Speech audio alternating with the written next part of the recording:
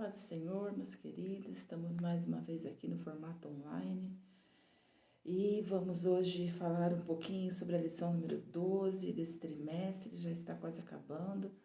Foi um trimestre de um aprendizado muito bom, né? Todas as lições foram temas maravilhosos para nós. Aprendemos sobre as cartas paulinas e a lição de número 12, ela tem como título Falando que Convém, né? Que está lá em Tito.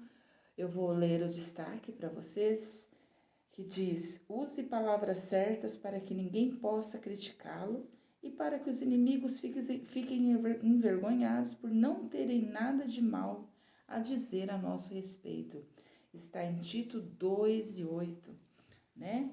Essa lição ela tem como base, eu já falei, a Epístola de Tito, que, como vimos lá na primeira lição do trimestre, ela é classificada como uma carta pastoral, né? Ela foi escrita pelo apóstolo Paulo, quando ele estava preso em Roma, e Paulo se referia a Tito como um verdadeiro filho, né? Um filho segundo a fé.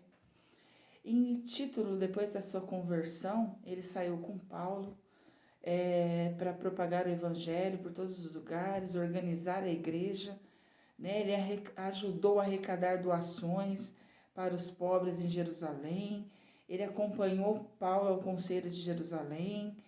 E Paulo escreveu o quê? Para fortalecer a Tito, né? Que ele estava diante de uma igreja em Creta, uma igreja muito difícil, né? Uma igreja contrária a tudo que ele queria pregar, né? Contrária a tudo que era certo. Então havia muita oposição lá.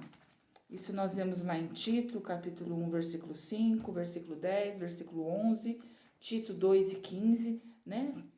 E assim por diante. A carta trata o quê? Né? De ensinar as exigências do evangelho, tá? Os cristãos e as fases da vida deles. O apóstolo Paulo estava muito preocupado com o fato de que pessoas estavam o quê?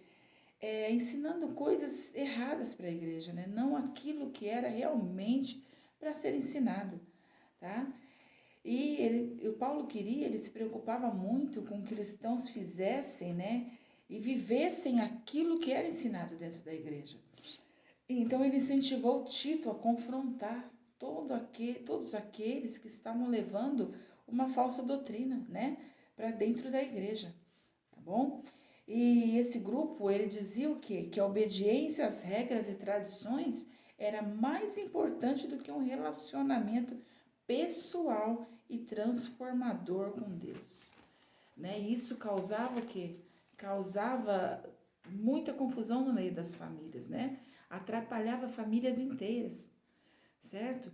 E foi percebido também que o intuito desse povo que ensinava essas falsas doutrinas era o quê?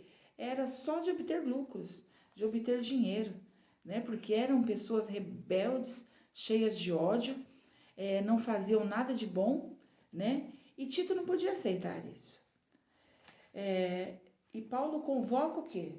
Convoca Tito a ensinar, né? A ensinar a verdade de acordo com a verdadeira doutrina.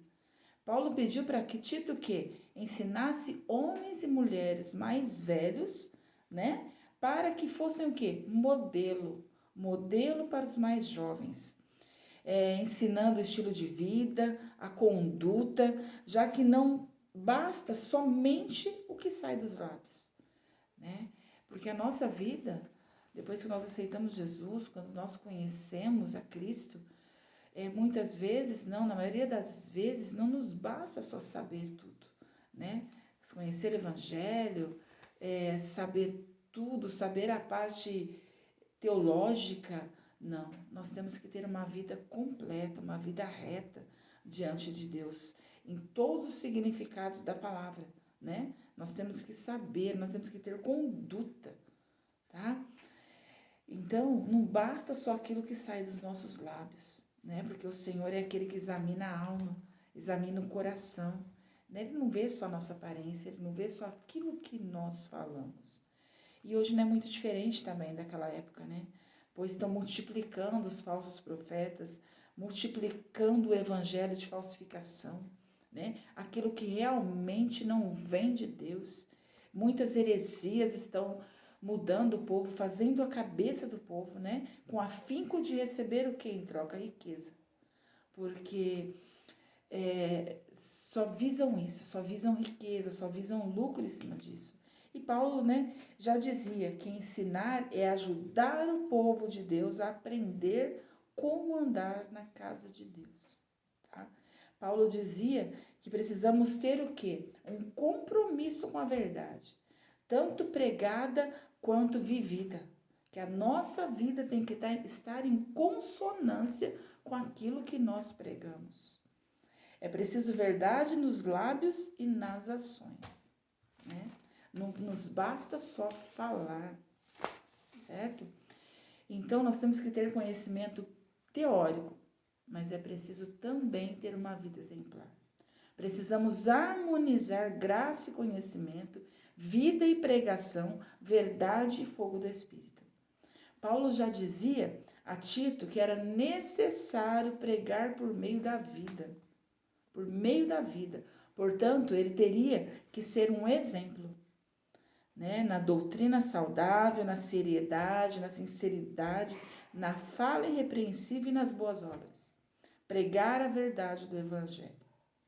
A nossa vida deve ser espelho. Ela deve espelhar o compromisso que nós temos com Deus e sua palavra. A volta de Cristo, ela deve ser para nós a causa de alegria, né? E não de desespero, de medo, como muitos. Porque quando nós esperamos a Cristo, a volta dele, e nós temos medo dessa volta, é sinal que algo não está correto. É sinal que algo está errado na nossa vida.